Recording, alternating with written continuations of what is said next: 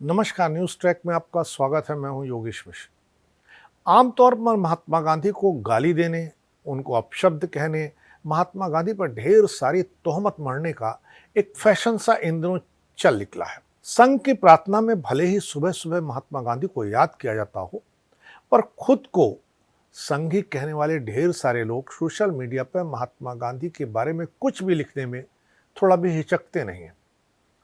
शायद भारत उन गिने चुने देशों में है जहां महात्मा गांधी जैसे व्यक्ति को, जिसे दुनिया के 100 से अधिक देश प्रेम करते हैं, जिनके नाम पर दुनिया में 100 से अधिक देशों में या तो कोई उनकी मूर्ति है, या सड़क का नाम है, या बिल्डिंग है, या डाक टिकट जारी किया गया है, उस महत्वपूर्ण व्यक्ति को यहाँ कुछ भी कहने में कोई भी गुरेज नहीं किया जाता है। हालांकि यह कहने वाले और करने वाले दो तरह के लोग हैं। एक वो है जिन्होंने गांधी को पढ़ा नहीं, गांधी को जानते नहीं हैं, गांधी को समझते नहीं हैं और तैयार भी नहीं है समझने के लिए। दूसरे वो लोग हैं जिन्हें आप बायोलॉजिकल वेस्ट कह सकते हैं, ये जैविक कचरे हैं।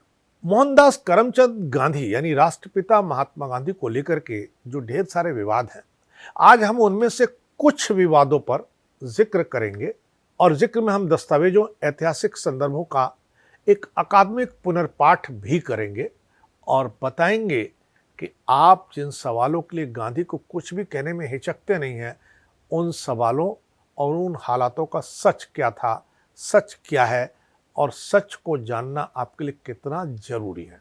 महात्मा गांधी आधुनिक भारतीय इतिहास के सबसे अधिक चर्चित, पूजित और विवादित व्यक्तियों में अग्रणी हैं। उनके जीवन और राजनीतिक निर्णयों को लेकर दो अतिवादी प्रवृत्तियां विकसित हुई हैं।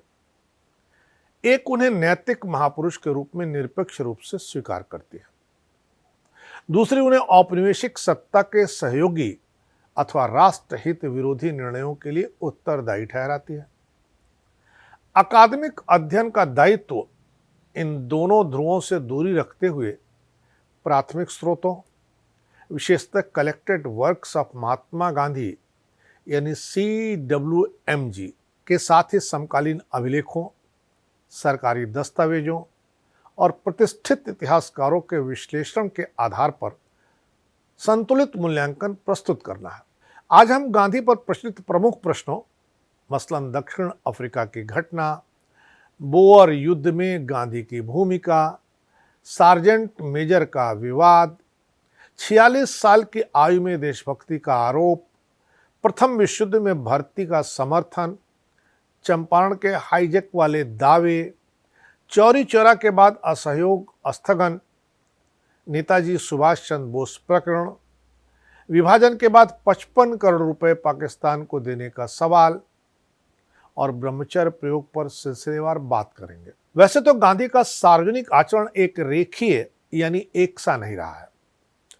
वह भक्ति, नैतिकता, राजनीतिक यथार्थ और जन मनोविज्ञान तीनों के बीच निरंतर तनाव में चलता रहा है। 7 जून 1893 को दक्षिण अफ्रीका के नटाल प्रांत की राजधानी पिटमैटिसबर्ग स्टेशन पर गांधी को प्रथम श्रेणी का टिकट होने के बावजूद डिब्बे से उतार दिया गया। यह घटना उनकी आत्मकथा the story of my experiments with truth यानी सत्य के साथ मेरे प्रयोग में ठीक से वर्णित है। यह कई आधिकारिक, अर्ध-आधिकारिक समय रेखाओं में भी दर्ज मानी जाती है। इसी से जुड़ा एक लोकप्रिय सवाल यह उठता है कि गांधी 1888 से 1891 में लंदन रहे, तो लंदन में सब ठीक था, फिर दक्षिण अफ्रीका में ट्रेन से क्यों फेंक दिए गए? यह प्रश्न अक्सर इस गलत धारणा से पैदा होता है कि दोनों जगहों का सामाजिक वैधानिक वातावरण समान था। वास्तविकता यह है कि ब्रिटेन में उस दौर में नस्लीय पूर्वाग्रह और सामाजिक दूरी थी, पर दक्षिण अफ्रीका में रेल, होटल और सार्वजनिक स्थानों पर रंग आधारित पृथक्करण अधिक कठोर रूप में संस्थागत तथा कानूनी था। इसलिए पिटमैटिसबर्ग जैसी घटना कानूनी नस्ली नियमों के सख्त उपनिवेशी ढांचे में घटित हुई, जो ब्रिटेन के छात्र जीवन से भिन्न था। इसीलिए यह विरोधाभास नहीं है, बल्कि औपनिवेशिक नस्लवाद के अलग अलग रूपों का उदाहरण है। गांधी स्वयं ये नहीं कहते कि लंदन में उन्हें कभी नस्लीय असुविधा हुई, पर इतना स्पष्ट है कि दक्षिण अफ्रीका में उन्हें जिस प्रकार का वैधानिक व्यवहारिक अपमान झेलना पड़ा वह अधिक कठोर था। इस घटना को गांधी के राजनीतिक जीवन का निर्णायक मोड़ माना जाता है। 1893 से 1914 में दक्षिण अफ्रीका में प्रवास के दौरान उनका संघर्ष क्रमशः याचिका राजनीति से संगठित प्रतिरोध और फिर सत्याग्रह तक विकसित हुआ। प्राथमिक स्रोत के रूप में इस चरण के लिए CWMG यानी गांधी जी के कलेक्टेड वर्क के वॉल्यूम 1 और 3 को देखना जरूरी है। गांधी जी की आत्मकथा भी प्रमुख आधार मानी जाती है। इसी दक्षिण अफ्रीका काल से दूसरा बड़ा विवाद जुड़ता है साल 1899 से 1902 के बीच का बोअर वार और जुलू कैंपेन 1906 में गांधी की भूमिका तथा सार्जेंट मेजर का दावा। दस्तावेजों में यह तथ्य भी आता है कि गांधी ने इंडियन एम्बुलेंस कॉर्प्स संगठित किया, पर उनकी भूमिका लड़ाकू सैनिक की नहीं थी, वह स्ट्रेचर बेयरर यानी मेडिकल सहायता तक सीमित थी। इंटरनेट पर प्रचलित कुछ तस्वीरों और दावों के कारण सार्जेंट मेजर गांधी जैसा कथन बार बार दोहराया जाता है, पर समेकित निष्कर्ष यही है कि उन्हें ब्रिटिश सेना में नियमित कॉम्बैट यूनिट का औपचारिक सैन्य कमीशन प्राप्त होने का दावा निर्णायक रूप से पुष्ट नहीं माना जा सकता। कुछ स्रोतों में सार्जेंट मेजर का उल्लेख मिलता तो है, पर संभव है उसे प्रायः अस्थायी मानद या कार्यात्मक रैंक के समकक्ष रखा गया हो, न कि अस्थायी कमीशन। इस पूरे प्रसंग का केंद्रीय बिंदु गांधी की उस समय की रणनीतिक नैतिक सोच है। उनका तर्क था कि भारतीय यदि साम्राज्य के प्रति कर्तव्य निभाएंगे, लॉयल कोऑपरेशन दिखाएंगे, तो नागरिक अधिकारों की मांग का नैतिक आधार मजबूत होगा। इसी चरण की सोच का प्रतिनिधि कथन rights of derived from duties well performed यानी अधिकार अच्छे से निभाए गए कर्तव्यों से प्राप्त होते हैं, यह माना जाता है। अकादमिक दृष्टि से यह गांधी के राजनीतिक विकास का साम्राज्य के भीतर सुधारवादी चरण है, अर्थात वे अभी पूर्ण औपनिवेशिक के विरोधी नीति पर नहीं गए हैं, बल्कि साम्राज्य व्यवस्था के भीतर अधिकार आधारित दावे की रणनीति पर अधिक कायम दिखते हैं। गांधी को लेकर तीसरा आरोप अक्सर यह उछाला जाता है कि वे 46 वर्ष की उम्र में 1915 में अचानक देशभक्त बन गए या उसी समय उन्हें बैरिस्टर घोषित कर दिया गया। उपलब्ध समय रेखा के अनुसार गांधी 1891 में ही बैरिस्टर बन चुके थे। 1893 से 1914 तक वे दक्षिण अफ्रीका में भारतीय अधिकारों के लिए निरंतर संघर्ष कर रहे थे। 1906 में संगठित सत्याग्रह की शुरुआत का उल्लेख भी उसी कालखंड से जुड़ता है। इसीलिए 1915 में भारत लौटते समय उनकी उम्र लगभग 45-46 थी। यह संख्या तो सही है, पर देश प्रेम अचानक नहीं जागा। देश प्रेम अचानक जागने का निष्कर्ष प्राथमिक स्रोतों से मेल नहीं खाता है। 1915 को अधिक तथ्यसंगत ढंग से भारत में जन राजनीति के केंद्र में उनके निर्णायक प्रवेश का चरण कहा जाता है, अर्थात वे दक्षिण अफ्रीका में संघर्ष करके अंतर्राष्ट्रीय पहचान के साथ भारत लौटे थे। भारत में नेतृत्व भूमिका तेजी से बढ़ी उनकी। इसी क्रम में 1914 से 1918 के कालखंड में हुए प्रथम विश्व युद्ध के दौरान गांधी द्वारा भर्ती एनलिस्टमेंट के समर्थन का प्रश्न आता है, यानी उनके जीवन का सर्वाधिक विवादास्पद पक्ष माना जाता है। इसे सबसे दस्तावेज आधारित सवाल भी कहा गया है। यह तथ्य कई स्रोतों में दर्ज माना जाता है कि गांधी ने कुछ चरणों में युद्ध समय भारतीयों की भर्ती सहायता का समर्थन किया था। यहां बहस का केंद्र यही है कि अहिंसा के प्रवक्ता ने साम्राज्य युद्ध में सहयोग जैसा कदम क्यों चुना। समेकित उत्तर यही है कि उस समय गांधी साम्राज्य के भीतर अधिकारों और नैतिक दावों की राजनीति कर रहे थे और अपने विचार विकास को प्रक्रिया मानते थे, यानी हर ऐतिहासिक क्षण में उनके निर्णयों में रणनीति बनाम नैतिकता का तनाव मिलता है। इसी वजह से आलोचक उन्हें अंपायर एनेबलर कहते हैं और समर्थक इसे राजनीतिक यथार्थवाद के रूप में पढ़ते हैं। पर 1920 के बाद उनका रुख निर्णायक रूप से साम्राज्य विरोधी होता दिखता है। द्वितीय विश्व युद्ध के समय उनका दृष्टिकोण भिन्न पाया जाता है। 1942 का क्विट इंडिया आंदोलन ब्रिटिश सत्ता के प्रति पूर्ण असहयोग की नीति के रूप में रखा जा सकता है। इस प्रकार 1918 की भर्ती अपील और 1942 की सीधी सत्ता चुनौती को एक स्थिर विचारधारा का रूप मानना ऐतिहासिक सरलीकरण होगा। इतिहासकार विपिन चंद्रा जैसे विद्वानों का हवाला इसी क्रमिक विकास के तर्क के रूप में दिया जाता है। भारत आंदोलन के शुरुआती चरणों में चंपारण आंदोलन को हाईजैक करने का आरोप भी गांधी पर बार बार लगता है। तथ्य स्तर पर चंपारण में गांधी का हस्तक्षेप स्थापित है। उन्होंने किसानों की गवाही व शिकायतें व्यवस्थित कराई, प्रशासनिक जांच की मांग की और अहिंसक दबाव बनाया। प्राथमिक दस्तावेजों से इसे किसान आधारित सत्याग्रह व सुधार आंदोलन के रूप में दर्ज माना जाता है। हकीकत यह भी है कि गांधी खुद चंपारण जाने को ही तैयार नहीं थे। गांधी को बुलाने के लिए 2 बार शुक्ल जी वहां आए और शुक्ल जी ने गांधी जी के चंपारण आने के लिए कई चिट्ठियां उन्हें लिखी।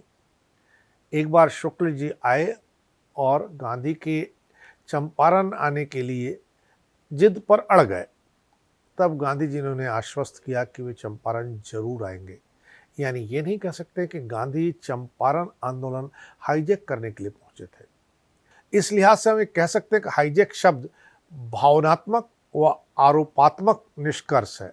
अकादमिक बहस का सही रूप यह नहीं है। सही रूप यह कि गांधी ने किसान पीड़ा को कानूनी साक्ष्य, जनसमर्थन और नैतिक दबाव की रणनीति में ढाला, जिसमें हिंसा से परहेज था। कुछ आलोचक इसे रेडिकल ऊर्जा का शमन कहते हैं। समर्थक इसे अधिक लोगों से जोड़ने वाली टिकाऊ राजनीतिक पद्धति मानते हैं। यह पैटर्न आगे असहयोग 1920-22, सविनय अवज्ञा 1930-34 और 1942 के क्विट इंडिया आंदोलन में भी किसी न किसी रूप में गांधी द्वारा नैतिक सीमा व अनुशासन को आंदोलन का अनिवार्य तत्व मानने की प्रवृत्ति के रूप में देखी जाती है। इसी का सबसे चर्चित उदाहरण फरवरी 1922 में चौरी चौरा में हुई घटना के बाद असहयोग आंदोलन का स्थगन है। चौरी चौरा में हिंसा के बाद गांधी ने आंदोलन वापस लिया। यह तथ्य प्रतिष्ठित स्रोतों में स्पष्ट माना जाता है। गांधी के कलेक्टेड वर्क्स के संदर्भ में उनके द्वारा लिखने व कहने का उल्लेख आता है कि देश में अभी अहिंसा का वातावरण नहीं बना है। इसी प्रसंग में गांधी कहते हैं कि god has been abundantly kind to me. He has warned me that there is not yet in India a atmosphere of non-violence. यानी ईश्वर मेरे प्रति अत्यंत कृपालु रहे हैं। उन्होंने मुझे चेताया है कि भारत में अभी अहिंसा का वातावरण पूर्ण रूप से नहीं बना है। गांधी ने अपनी किताब में भी यह पंक्ति और यह भाव उद्धृत किया है। आलोचकों ने इसे रणनीतिक भूल कहा है, समर्थकों ने इसे नैतिक अनुशासन की रक्षा माना है। यहाँ एक साथ 2 बातें पकड़नी होती हैं। पहली, गांधी ने हिंसा की घटनाओं के बाद कुछ आंदोलनों को स्थगित व मोड़ने का निर्णय लिया, यह सच है। दूसरी, यह कि हर उग्र आंदोलन की हवा निकालकर बिना परिणाम के गांधी खत्म कर देते थे, यह कहना अतिरंजित है, क्योंकि असहयोग जैसे आंदोलनों ने जन राजनीति, संगठन, बहिष्कार और औपनिवेशिक वैधता के क्षरण में व्यापक भूमिका निभाई। भले ही तत्काल स्वतंत्रता न मिली हो, इसी बिंदु पर इतिहास सीधा नहीं रहता, वह परतों में खुलता है। इसके बाद नेताजी सुभाष चंद्र बोस का प्रकरण आता है। 1939 में कांग्रेस के अध्यक्षीय चुनाव जो त्रिपुरी में हुए थे, सुभाष चंद्र बोस ने गांधी समर्थित उम्मीदवार पट्टाभी सीतारामैया को पराजित कर दिया। गांधी जी ने इस चुनाव में कैंपेन करते हुए यहां तक कहा था कि पट्टाभिज डिफीट इज माई डिफीट, या उसके समतुल्य भाव हरिजन में उद्घृत भी किए थे। पर गांधी ने नेताजी को इस्तीफा दिलवाया, यह कहना पूरे घटनाक्रम को एक व्यक्ति निर्णय में समेट देता है। वास्तविकता यह थी कि चुनाव जीतने के बाद भी कांग्रेस कार्य समिति और वरिष्ठ नेतृत्व सुभाष चंद्र बोस की कार्यशैली और रणनीति से असहमत था। संगठनात्मक सहयोग के बिना अध्यक्ष के लिए काम करना कठिन हो गया। अंततः बोस ने इस्तीफा दिया और फॉरवर्ड ब्लॉक बना लिया। यह टकराव मुख्यतः रणनीति, अहिंसक जनसंघर्ष बनाम सशस्त्र व अंतर्राष्ट्रीय रणनीति, तथा संगठन नियंत्रण का था। इसलिए इसे व्यक्तिगत प्रतिशोध की तरह पढ़ना सरलीकरण होगा। विभाजन और उसके तुरंत बाद पाकिस्तान को 55 करोड़ रुपए का प्रश्न गांधी विवाद की दूसरी बड़ी धुरी है। यह तथ्य और ढांचा यह बताता है कि विभाजन समझौते के अंतर्गत पाकिस्तान को कुल 75 करोड़ रुपए में से 55 करोड़ रुपए देने थे, किंतु कश्मीर युद्ध और तनाव के बीच भुगतान रोकने और टालने की राजनीति हुई। जनवरी 1948 में गांधी ने दिल्ली के सांप्रदायिक तनाव, अल्पसंख्यकों की सुरक्षा और साथ ही समझौते के पालन के प्रश्न पर उपवास किया। उनका तर्क संविदात्मक नैतिकता पर आधारित था। वह कहते थे, a place is a place. आलोचक इसे रणनीतिक भूल या अलोकतांत्रिक दबाव मानते हैं। समर्थक इसे राजधर्म की नैतिकता और मॉरल प्रेशर थ्रू फास्ट की श्रेणी में रखते हैं। यहाँ यह भी रेखांकित किया गया है कि कैबिनेट व नेतृत्व स्तर पर निर्णय प्रक्रिया का संदर्भ मौजूद है, अर्थात इसे केवल गांधी बनाम सरकार के एकल फ्रेम में नहीं देखना चाहिए, बल्कि इसे देखना चाहिए कि जब भारत और पाकिस्तान के विभाजन और भारत की स्वतंत्रता के दस्तावेज पर दस्तखत हो रहे थे, तो उस दस्तखत में क्या गांधी का नाम था? राम मनोहर लोहिया की किताब बताती है कि गांधी का नाम नहीं था। उस पर 3 लोगों के नाम थे, जवाहरलाल नेहरू, सरदार वल्लभ भाई पटेल और अबुल कलाम आजाद। उन शर्तों में ही पाकिस्तान को 75 करोड़ रुपए देने के दस्तावेज पर दस्तखत हमारे नेता पहले ही कर चुके थे। गांधी तो सिर्फ ये कह रहे थे कि ब्रीच ऑफ ट्रस्ट नहीं होना चाहिए। अंततः गांधी के निजी जीवन के ब्रह्मचर्य प्रयोग का सवाल आता है और यही सबसे संवेदनशील बिंदु उनकी जिंदगी का बनता है, जिसे लोकप्रिय बहस अक्सर अशिष्ट व सनसनीखेज भाषा में बदल देती है। तथ्य यह है कि गांधी ने 1906 में ब्रह्मचर्य व्रत लिया और आत्मकथा सत्य के प्रयोग यानी एक्सपेरिमेंट्स विद ट्रूथ में आत्मसंयम तथा प्रयोगों का उल्लेख किया। बाद के वर्षों विशेषकर 1940 में आत्मसंयम की परीक्षा से जुड़े कुछ विवादास्पद प्रयोगों का उल्लेख भी गांधी के लेखन में मिलता है। कलेक्टेड वर्क्स में दर्ज पत्राचार और जीवनी साहित्य में इस पर गंभीर चर्चा भी आती है। मुख्य बात यह है कि गांधी ने इन्हें छिपाया नहीं। उन्होंने इसे सेल्फ कंट्रोल एक्सपेरिमेंट और आत्म परीक्षण कहा।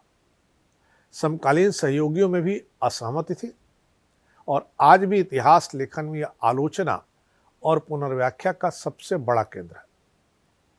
इसलिए नंगे सोना, स्त्रियों के साथ सोना जैसी वायरल भाषा में पूरे विषय को निष्कर्षित करना भी सरलीकरण है और इसे पूरी तरह नकार देना है। हालांकि तमाम लोग इस पर किताबें भी लिख चुके हैं और मुझे तो हैरत होती है कि जिस आदमी ने जिंदगी में झूठ ही नहीं बोला, जिसने अपने सेक्स लाइफ के बारे में भी साफ साफ बताया, उस पर किताब लिखने का मतलब ही क्या रह जाता है। ऐसे में अकादमिक दृष्टि यही कहती है कि मूल पाठ के संदर्भ में तथ्य, भाषा और प्रसंग देखकर निर्णय लिए जाए, किसी के लिखे पर नहीं। समेकित निष्कर्ष यह है कि गांधी पर बहस भक्ति बनाम घृणा में नहीं टिकती, वो 4 बड़े तनाव पर टिकती है। पहली, राजनीति बनाम नैतिकता। दूसरा, जन आंदोलन बनाम अनुशासन। तीसरा, राष्ट्र निर्माण बनाम विभाजन, काल के नैतिक निर्णय। चौथा, निजी नैतिक प्रयोग बनाम सार्वजनिक नेतृत्व की विश्वसनीयता। दस्तावेजों के आलोक में गांधी को न पूर्णतः औपनिवेशिक सहयोगी कहा जा सकता है, न पूर्णतः अचूक नैतिक देवता। उनका जीवन मोटे तौर पर 3 चरणों में समझा जाना चाहिए और समझा जा सकता है। पहला चरण है दक्षिण अफ्रीका में साम्राज्य के भीतर सुधारवादी आंदोलन। दूसरा चरण है 1920 से 34 के बीच का, जब जन आधारित राष्ट्रवादी प्रयोग गांधी कर रहे थे। तीसरा चरण है विभाजन काल में नैतिक आग्रह का चरम। इन्हीं चरणों के बीच उनके निर्णयों में निरंतरता से अधिक विकास और परिवर्तन दिखाई देता है।